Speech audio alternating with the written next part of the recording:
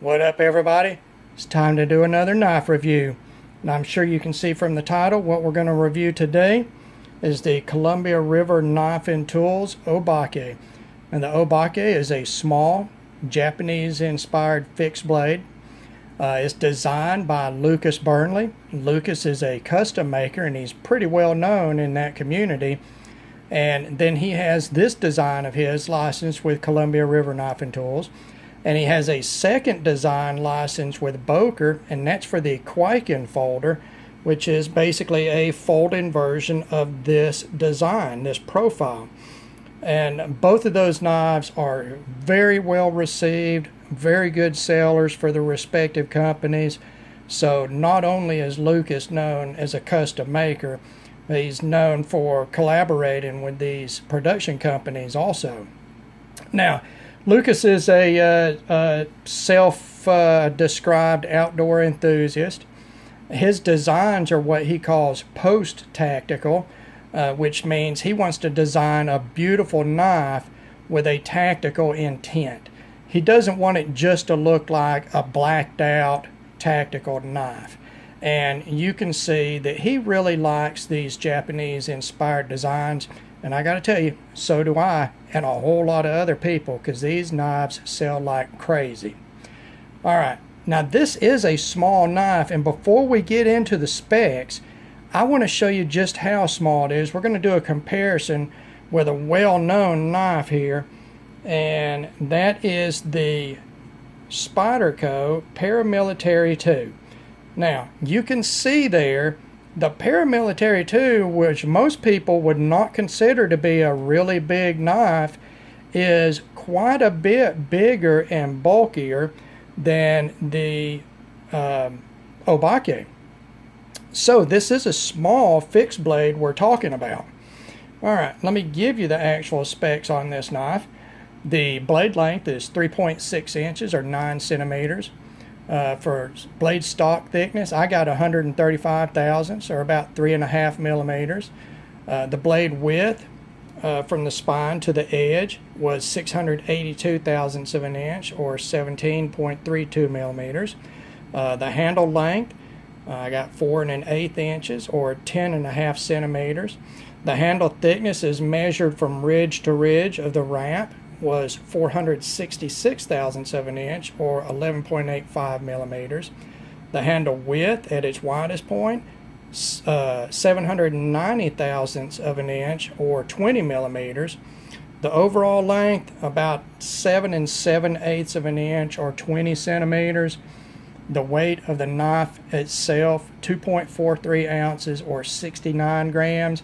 And then when you add the sheath in, you're going to be at a very lightweight 3.25 ounces, or 92 grams. Now, while we've got the sheath out here, let's take a look at it. This is an injection molded sheath. It's in a fiberglass reinforced nylon. I very much like the design of this sheath. It's narrow, it's thin, there's no sharp points to it, there's no excess material to make it bulky. The retention is very good. There's no play or noise or anything in the sheath with the knife in there. And like I say, retention is very good. It's not going to come out under any normal use at all. And this sheath has got a couple of different carry techniques. The first is it comes with this belt loop and the hardware to affix it. And basically what you're going to do is you're going to line that up right here. It can be set up for left or right carry, and this would be for a horizontal carry on your belt. All right. The second technique, and one I prefer, is with this cord. And Lucas refers to this as a ripcord technique. And basically what you do is you take this cord and you loop it through your belt loop, feed the knife back through where it's affixed, and then you tuck the sheath and knife down in your waistband. When you need to pull the knife, you grab the handle, you pull straight up and out. When it hits the end of the leash, it's going to pull the knife out of the sheath, leaving the sheath hanging there on the leash. So you're always getting the knife, pulling it out after it clears your waistband and it's nowhere near your own skin. And that's a great way to carry it. That's the way I carry it. The only bad thing about this type of carry, if you have to use this knife in a self-defense situation, remember, once you pull it out, you're going to have this sheath dangling by this cord. Anybody that wants to do you harm, that gives them something to grab a hold of. So keep that in mind if you're going to be using this knife in a defensive manner. Now, the knife itself, the blade steel is HCR14 MOV, which is a Chinese stainless steel. It's a mid-grade stainless steel. Really, the closest comparison is going to be like to AUS 8. It's really not considered quite as good as AUS 8. But it's better than your 420 series stainlesses. I've had no issue with it. It'll take a pretty keen edge. It'll hold a fairly thin edge profile. It will not stay sharp forever under utility use. But this is another one of those knives in my collection that really, to me, it's not built or designed for utility use. And I'll show you why. You can see by the blade profile, this is sort of a single-sided Japanese dagger type of profile. A sweeping, the blade edge profile from the termination point here sweeps up its whole length to meet the tip. The tip is in line with the top of the handle. So you can see overall you have a blade profile that rises up towards the very sharp tip. It is a very sharp tip, great for piercing. The crown of the blade is slightly radiused. It is not totally crowned, but it is not totally flat either. One good thing, you do have a sharpening choil here. So when you're sharpening, you get down to the choil here, you shouldn't have any edge flare because having to sharpen into the plunge grind. That's pretty nice. You don't see that on every knife, and you really should. It aids in sharpening the knife. All right, the handle treatment, again, Japanese inspired. It features a fake ray skin underlay, which actually it looks pretty doggone decent. Nobody's going to look at it and go, oh my God, that's fake, it looks terrible, because it looks pretty much like the real thing. The wrap itself is in a flat cord wrap, and then that cord wrap is impregnated with epoxy resin. And what that does is you take a cord wrap like this and you brush it down with epoxy resin. The cord soaks up the resin, and then the resin dries and hardens. So what you've got is a hard, stiff, self-supporting type of wrap. This isn't like on a cheap knife where the wrap's going to unravel. It would be pretty much impossible for this to unravel. It gives you the texture of the wrap. You can see the surface texture is still there because it's absorbed the epoxy, but it's hard like hardened epoxy. And then you see that side profile again. It is nothing but ridges where that wrap is folded over, and it gives outrageous grip. It's going to be a tough handle material. It still feels organic to the touch because you still get the cloth texture and feel of it, even though it's hard as a rock. And it should last a long time. You shouldn't have any problems with grip. And even though I typically prefer a knife with a finger choil here, once you grip this right here, it feels like you can do anything with it. You can stab, you can slash, you have great grip because of this grip design. The grip is compact.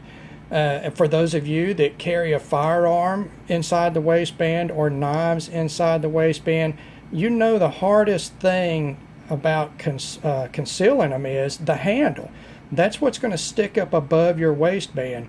And at only 4 1/8 inches long and less than an inch wide and less than a half an inch thick. This hides very good. It's very comfortable. I carry mine on my offside appendix carry. It's comfortable. Like I said, that sheath is not bulky, and it conceals very comfortably. And it's very easy to conceal regardless of your body type. Now, if you want to carry it with the horizontal carry, now it's going to be a little harder to conceal with that, but that's just a trade-off for that.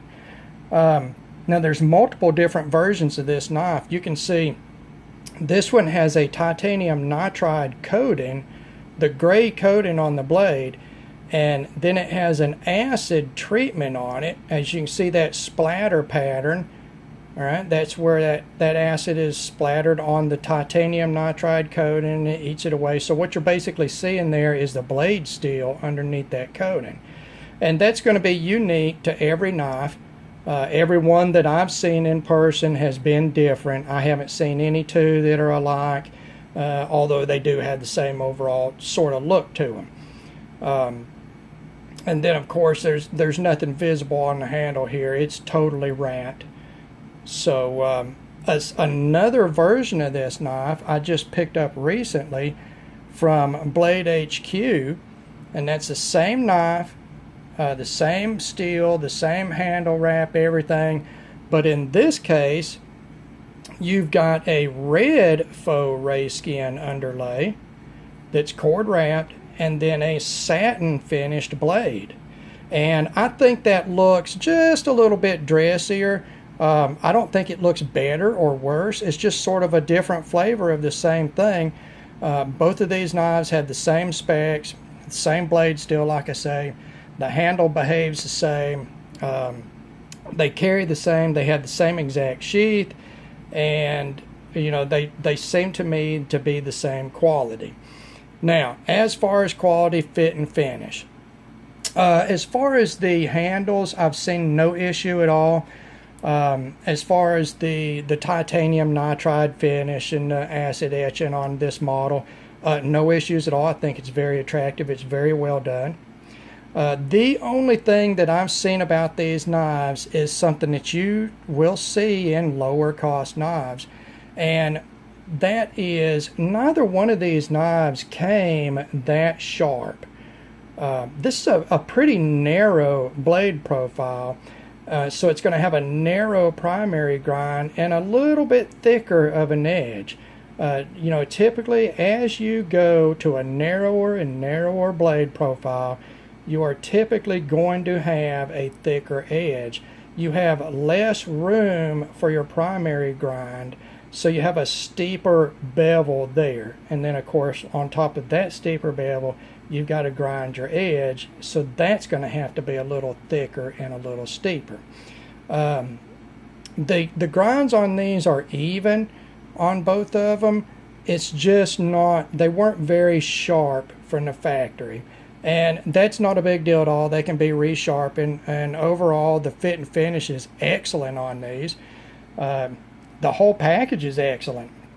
These knives with the sheath, you're talking 3 1/4 ounces, a 3.6 inch blade, this super narrow, thin profile that is so easy to carry.